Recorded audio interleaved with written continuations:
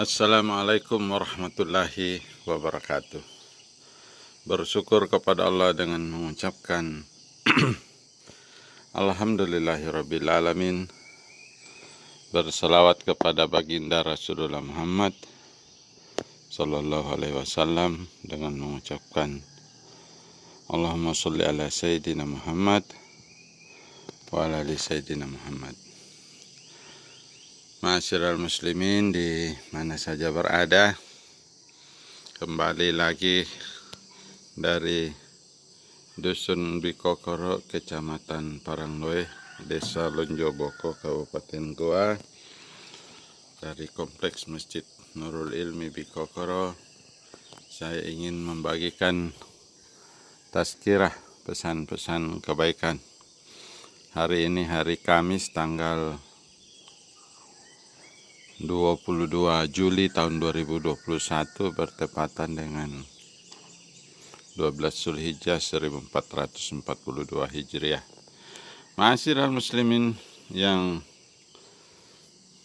dirahmati Allah di mana saja berada, pada kesempatan yang baik ini saya akan membagikan tazkirah mengenai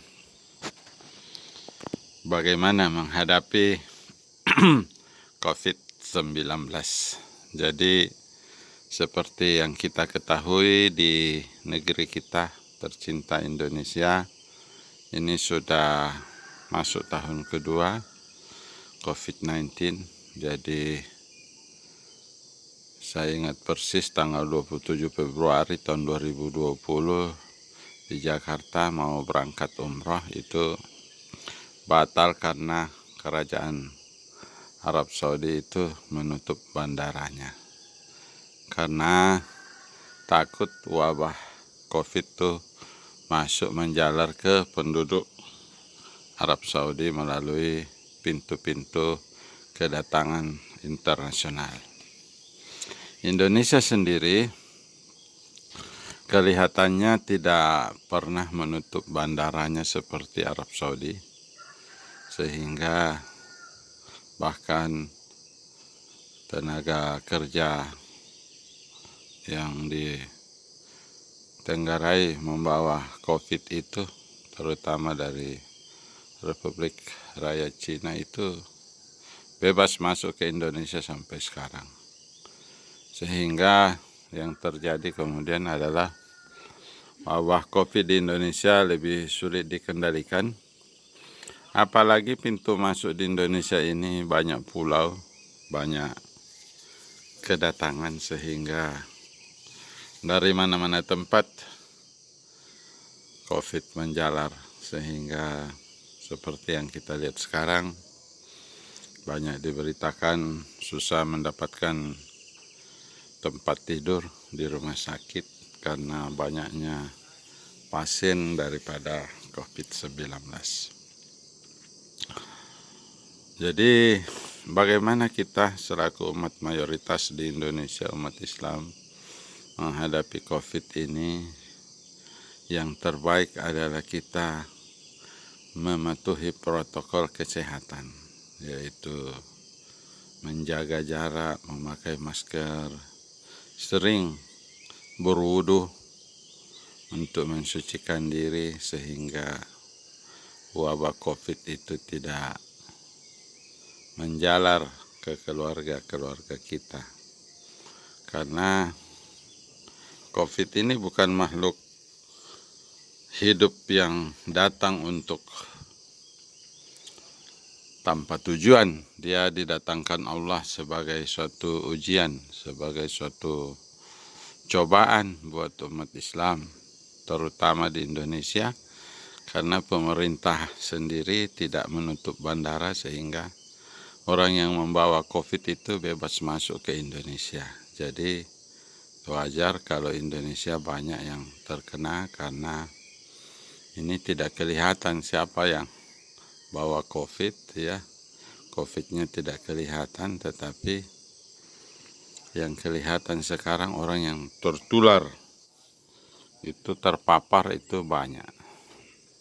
Apalagi diberitakan COVID ini variannya berubah di Indonesia. ada berbagai jenis COVID yang mungkin saja bisa lebih ganas dari yang pertama. Wallahu alam.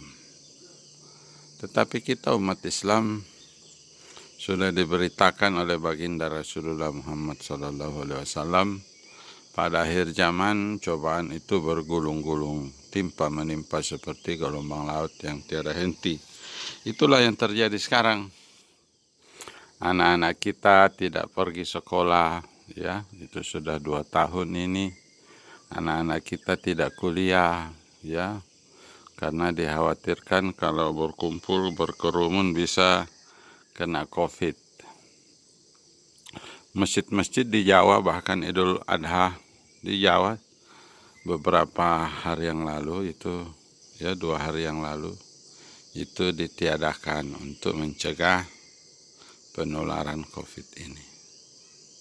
Itulah yang menimpa umat Islam Indonesia, cobaan yang begitu besar sehingga umat Islam perlu introspeksi diri.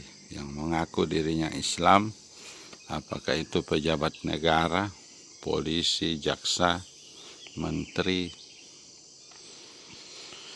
hakim, siapapun yang sekarang diberi amanah oleh Allah untuk melaksanakan pemerintahan, untuk kembali lagi kepada Allah dengan melakukan taubat nasuha, taubat yang sesungguhnya, takut semata-mata karena Allah yang mendatangkan taun atau cobaan ini, maka kembalilah kepada Allah.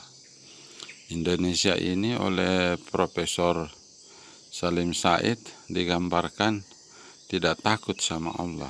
Itu pejabat-pejabatnya katanya korupsi itu karena tidak takut kepada Allah. Saya sendiri Al-Fakir mengatakan bukan tidak takut tapi takut setengah. Jadi takut tapi tidak terlalu takut gitu ya. Jadi kenapa saya katakan takut setengah? Karena kalau meninggal tetap mau disolatkan gitu ya. Dia korupsi tapi dia pergi salat Jumat juga. Bahkan mungkin salat 5 waktu juga. Jadi salatnya tidak mencegah dia dari perbuatan mungkar, yaitu korupsi. Nah, korupsi inilah yang merusak bangsa Indonesia. Apa kejadian dengan Jiwasraya, apa kejadian dengan Asabri, apa kejadian dengan PLN, Pertamina, ya, bahkan kementerian, oknum-oknum pejabatnya itu banyak yang korupsi di perusahaan-perusahaan, ya. Ada yang menyogok, ada yang bahkan gubernur, bupati, ya, banyak terlibat sogok menyogok dengan pengusaha. Banyak yang ditangkap KPK, tapi banyak juga yang belum ditangkap. Nah, ma'asyiral muslimin, yang bahaya itu dia lebih takut ditangkap KPK daripada ditangkap Allah. Padahal kalau ditangkap Allah itu tidak bisa kembali lagi. Kalau ditangkap KPK masih bisa dapat keringanan hukuman, dapat pengampunan dan seterusnya. Paling tidak masih bisa keluar dari penjara kembali. Tapi kalau Allah yang tangkap, masuk di kubur, tidak bisa kembali.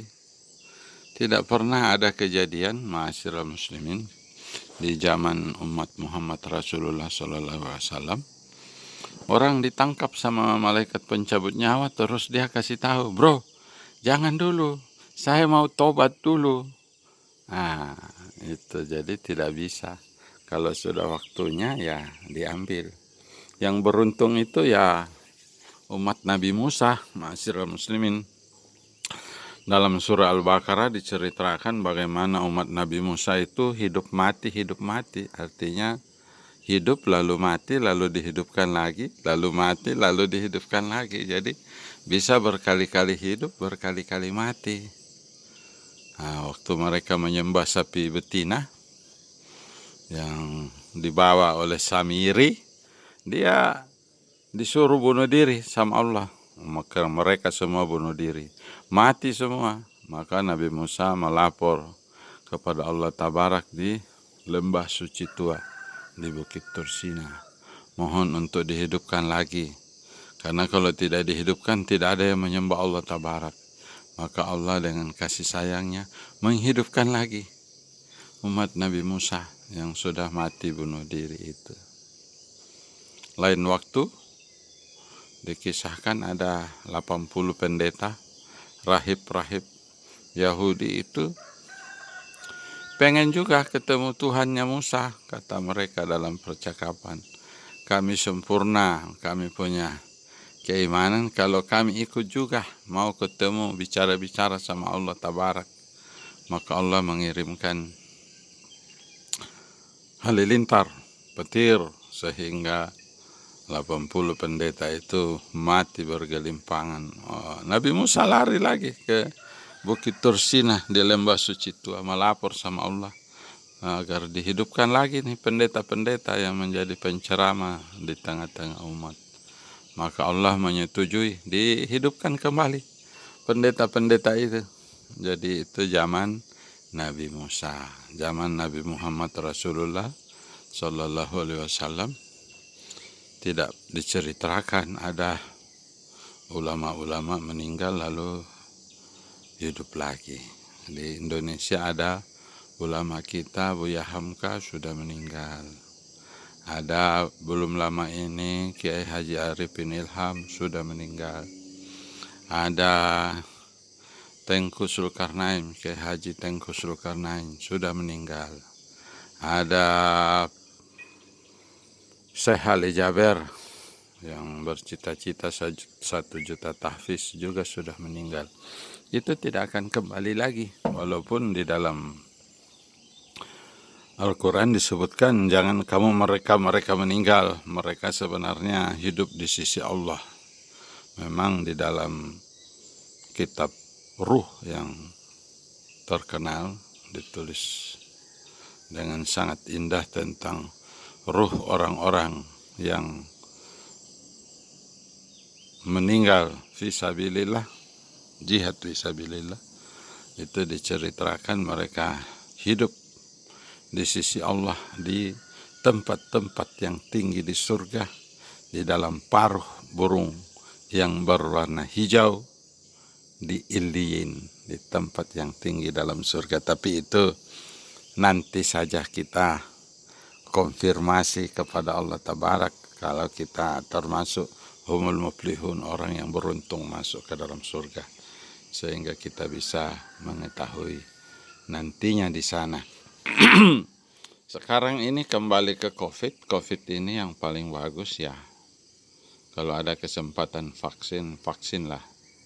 Karena vaksin itu sudah terbukti dalam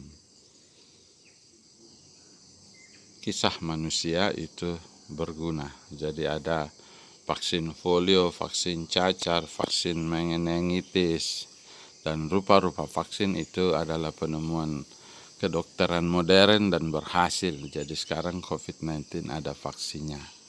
Cuma yang penting kita banyak berdoa, jangan sampai dapat vaksin palsu seperti yang diberitakan di beberapa rumah sakit di Jakarta beberapa hari yang lalu. Wah, itu juga banyak betul orang yang tidak takut sama Allah. Itu aslinya sudah tahu orang menderita dibuatkan lagi vaksin palsu.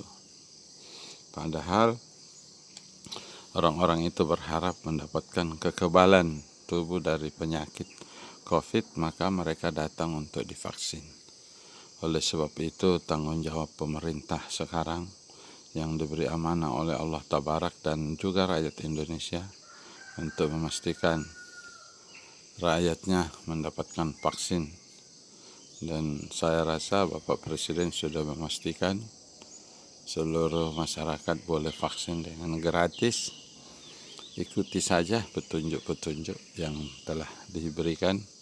Ikutilah vaksin itu sehingga bisa kita mendapatkan lahir antibodi dari dalam tubuh untuk melawan berbagai macam jenis COVID yang akan datang.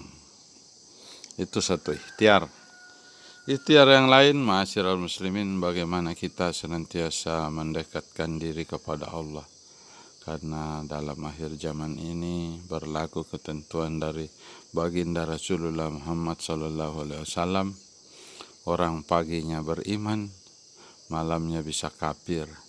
Malamnya masih beriman, paginya bisa kafir, kata baginda. Karena begitu keras cobaan kehidupan pada akhir zaman. Seperti sekarang, ada PPKM, tidak bisa buka usaha pada jam-jam tertentu, kecuali yang esensial.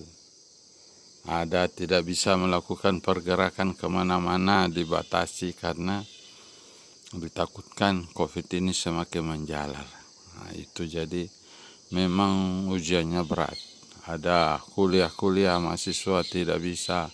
Anak sekolah sudah 2 tahun tidak kuliah, pakai handphone ya belajarnya anak-anak sekolah sekarang. Itu juga tidak mudah karena pendidikan itu ya banyak-banyak ketemu, kecuali YouTube ini tidak ketemu ya.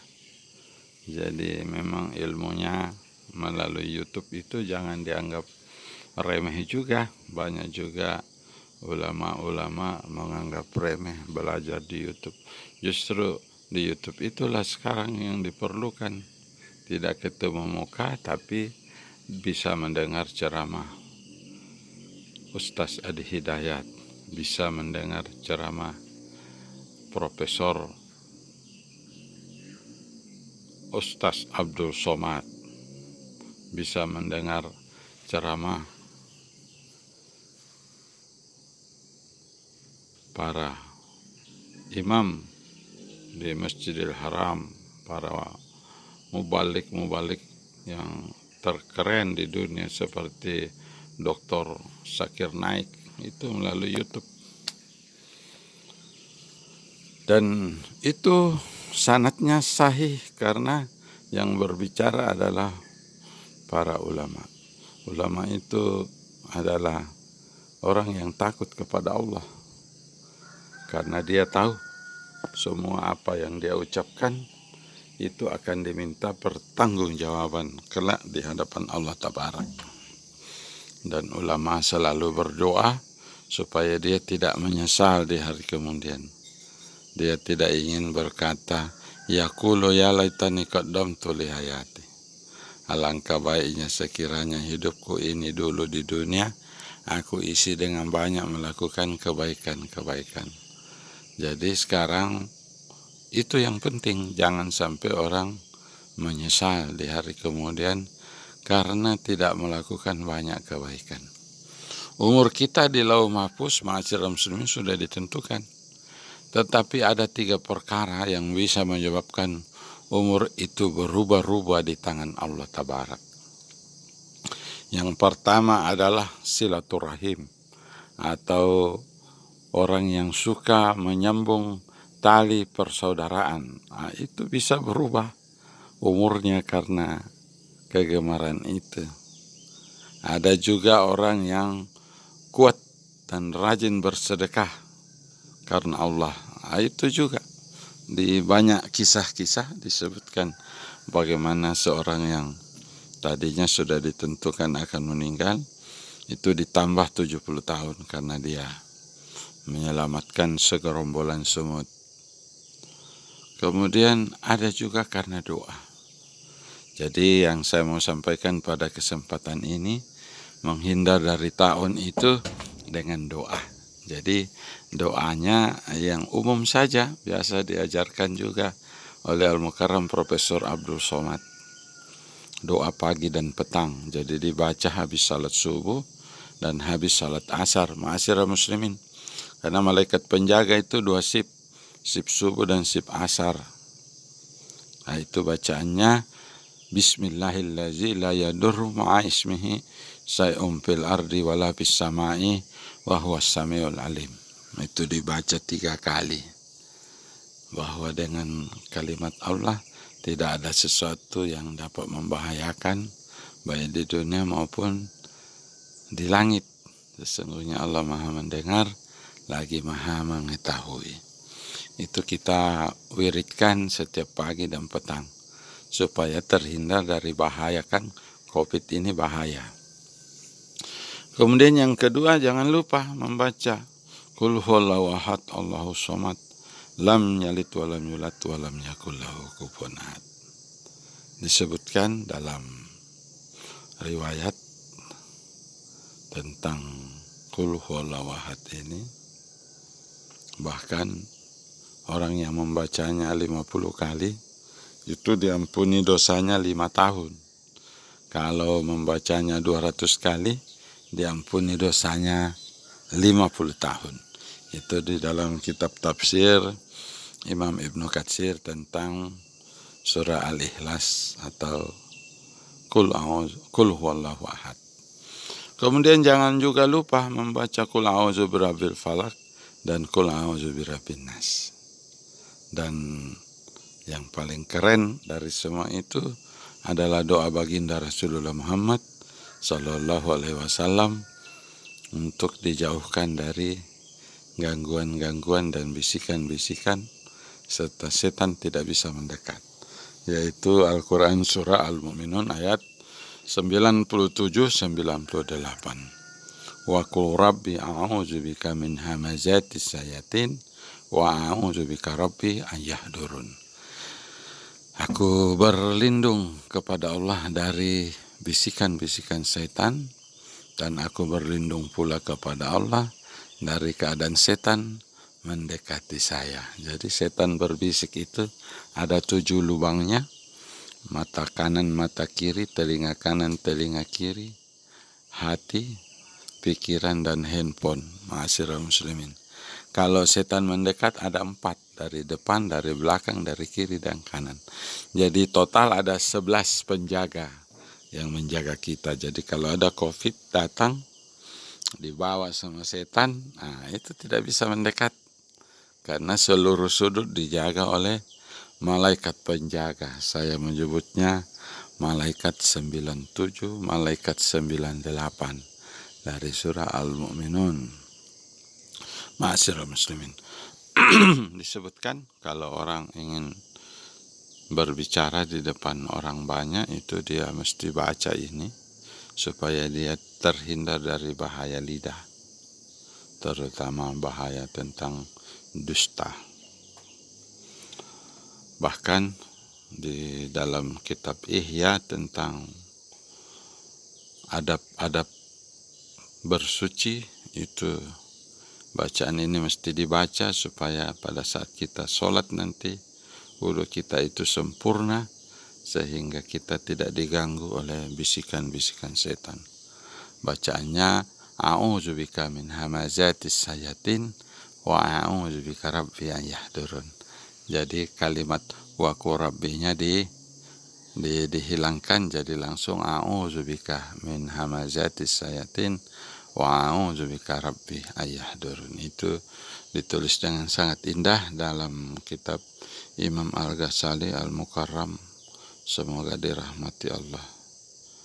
Beliau menulisnya dalam kitab Ihya yang sangat dicintai oleh para pencari ilmu. Ma'asyiral muslimin, begitu kira-kira. Jadi intinya adalah vaksin. Ikuti protokol kesehatan, kemudian banyak-banyak bersabar karena memang ujian akhir zaman ini khusus untuk kita, orang-orang yang kuat di akhir zaman. Kata Al-Mukarram Profesor Abdul Somad, sekarang manusia terbagi 2. Ya memang begitu. Dalam surah Al-Waqiah sebenarnya terbagi 3, tapi garis besarnya terbagi 2. Golongan mukarribun duluan masuk surga, golongan kanan masuk surga, golongan kiri masuk neraka. Tidak ada golongan keempat. Jadi siapapun kita akan diberikan jalan dari 3 macam golongan ini di hari kemudian. Nah, beruntungnya umat Islam di dalam kisah tentang golongan kanan ini dan golongan mukarribun, dari 120 barisan besar yang memasuki surga, 80 barisan adalah umat baginda Rasulullah Muhammad Sallallahu Alaihi Wasallam. Tapi tentu saja orang-orang yang taat kepada Allah, bukan orang-orang yang korupsi lalu meninggal. Ini orang-orang korupsi sekarang yang merusak negara kita. Dia sholat tapi korupsi, jadi dia kafir tapi tanggung, jadi tidak kafir juga. Dia Islam tapi Islam yang tidak taat, jadi dia termasuk golongan fasik. Orang yang sholat tapi korupsi, jadi bohong. Dia bilang wa mahyaya wa mamati lillahi rabbil alamin, tetapi lain yang dia ucapkan, lain yang dia kerjakan. Nah, itulah yang terjadi sekarang di Indonesia. Lain yang dia ucapkan, lain yang dia kerjakan. Nah, jangan sampai menjadi seorang pejabat, seorang yang diberi amanah, apakah itu polisi, jaksa, hakim, gubernur, menteri, dan seterusnya, siapapun.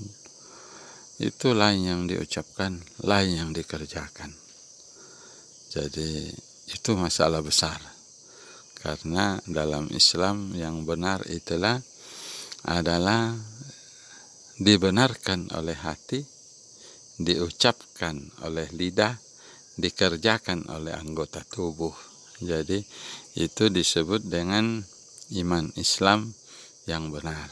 Jadi saya ulangi, dibenarkan oleh hati, diucapkan oleh lidah, dikerjakan oleh anggota tubuh. Jadi kalau mengatakan percaya kepada Allah berarti ruku sujud sempurna 17 rakaat sehari semalam. Dia tidak pernah melihat Allah, dia percaya, lalu dia ruku dan sujud karena dia tahu Allah melihat dia. Dia percaya kepada yang gaib. Allazina yu'minuna bil ghaibi wa yuqimunas salata wa mimma razaqnahum yunfiqun. Wallazina yu'minuna bima unzila ilaika wa ma unzila min qablik wa bil akhirati hum yuqinun. Jadi percaya kepada hari pembalasan. Wa bil akhirati hum yuqinun.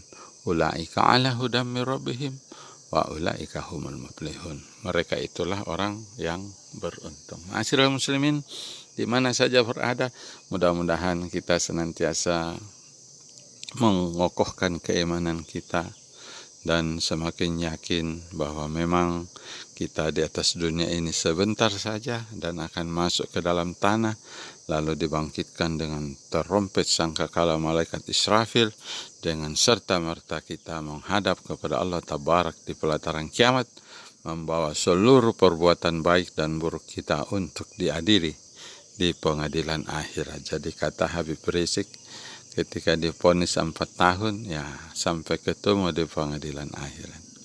Tapi soal Habib Rizik ini saya mau pesan-pesan kepada para pendukung. Itu adalah satu keniscayaan. Imam besar Habib Rizik di penjara itu biasa. Biasa bro. Karena dulu juga Buya Hamka di penjara. Siapa yang penjarakan? Presiden Soekarno tentunya. Tetapi waktu meninggal, Presiden Soekarno yang jadi imam sholatnya itu Buya Hamka. Jadi itu rahasia, kita tidak tahu apa yang akan terjadi. Dulu imam kita, orang-orang Islam Indonesia itu, imamnya Imam As-Syafi'i, Idris As-Syafi'i, itu juga di penjara. Ma'asyiral muslimin, bahkan dirantai kakinya, dirantai tangannya. Tapi setelah ketemu Khalifah waktu itu di Baghdad ya, Harun al-Rasyid, itu dikonfirmasi, diajak berbicara, kemudian dilepaskan. Tetapi yang jelas di penjara juga. Begitu. Jadi ada juga almarhum Syekh Ja'far Umar Tholib, itu yang panglima perang Ambon dulu. Saya sempat satu penjara sama dia di Polda ya, kurang lebih 2 bulan. Itu juga di penjara, bahkan 3 kali. Di penjara zaman Gus Dur, di penjara zaman Megawati, di penjara zaman Jokowi. Jadi 3 presiden dia di penjara. Jadi kalau Habib Rizik setahu saya baru 2 presiden, SBY dan Jokowi. Jadi kelasnya lebih tinggi itu yang 3 kali. Memang di penjara itu tidak enak karena dibatasi segala hal. Tapi sebenarnya itu kita masih beruntung di penjara sama manusia. Jadi saya juga dulu di penjara karena dianggap memprovokasi, katanya begitu. Jadi saya terima saja, itu sudah ditentukan Allah Tabarak di dalam kitab Lauh Mahfuz bahwa suatu hari nanti saya akan dipenjara. Ya kita terima dengan lapang dada, dengan penuh kesabaran. Toh kita pernah bebas. Jadi kalau di penjara 8 bulan, itu kita sudah pernah bebas 40 tahun lebih, 50 tahun. Dipotong 8 bulan untuk terbatas dulu, itu masih disayang sama Allah. Jadi Habib Rizik Syihab, Imam Besar Muslim Indonesia, di penjara umpama ini 4 tahun, masih lebih banyak waktu bebasnya karena beliau kan kurang lebih 50 tahun lebih, berarti 50 tahun lebih itu sudah lama bebas. Kalau di penjara 4 tahun itu biasa. Karena itu memang derajatnya orang-orang mulia di penjara. Jadi bahkan Nabi Yunus ya, Nabi Yunus itu rencananya Allah mau penjara dia di dalam perut ikan sampai hari kiamat. Coba baca itu ayatnya. Kalau saja Nabi Yunus tidak mengatakan La ilaha illa anta subhanaka inni kuntu minaz zalimin, dia akan dipenjara sampai hari kiamat, kata Allah. Bahkan kalau Nabi Yusuf itu menghindari zina saja dengan istri pembesar Mesir itu Sulaiha, dia dipenjara tanpa pengadilan. Padahal dia benar. Dia tidak banding, dia terima itu. Dia mengatakan dalam Al-Quran, penjara lebih aku sukai daripada berzina tentunya. Itu kalimat Nabi Yusuf. Jadi bukan berarti kita menyukai penjara, tetapi maksudnya begitu qadarullah terhadap orang-orang mulia itu di penjara. Jadi bahkan termasuk Presiden Soekarno juga pernah dipenjara oleh Belanda. Jadi biasa itu orang di penjara. Yang bahaya itu adalah di penjara sama Allah lalu kita belum siap. Semua kita punya perbekalan. Karena kalau di penjara sama Allah, ditangkap sama Allah, langsung masuk di kubur, tidak kembali-kembali lagi. Jangan sampai kita seperti itu. Ada dulu orang yang mengolok-olok Habib Rizik, dia bakar-bakar, dia punya poster tapi tidak terbakar. Itu ada siapa namanya, Budi Jarot, sudah meninggal sekarang. Coba itu, dia mengatakan Habib Rizik itu seperti sampah. Padahal Habib Rizik seorang ulama di Indonesia, dia telah diangkat jadi imam besar. Janganlah menghinakan ulama-ulama, karena ulama itu dagingnya beracun, ma'asyiral muslimin. Maka mubahalah Habib Rizik itu berlaku. Jadi tidak usah khawatir, Allah kita punya. Tidak ada yang lebih baik dari bersama-sama dengan Allah. Dulu Nabi Ibrahim dibakar sama Namrud 60 hari. Kalau ikan saja dibakar 10 menit itu sampai gosong. Tapi Nabi Ibrahim berkata, diriwayatkan oleh baginda Rasulullah Muhammad sallallahu alaihi wasallam, kalau aku disuruh memilih, aku memilih seumur hidupku di dalam api. Karena begitu nikmatnya bersama-sama dengan Allah di dalam api. Dikatakan dalam Al-Quran, innallaha ma'as-sabirin. Orang-orang yang bersabar itu ditemani atau bersama-sama dengan Allah Tabarak. Saya Al-Fakir Samiun Ahmad dari Bikokoro.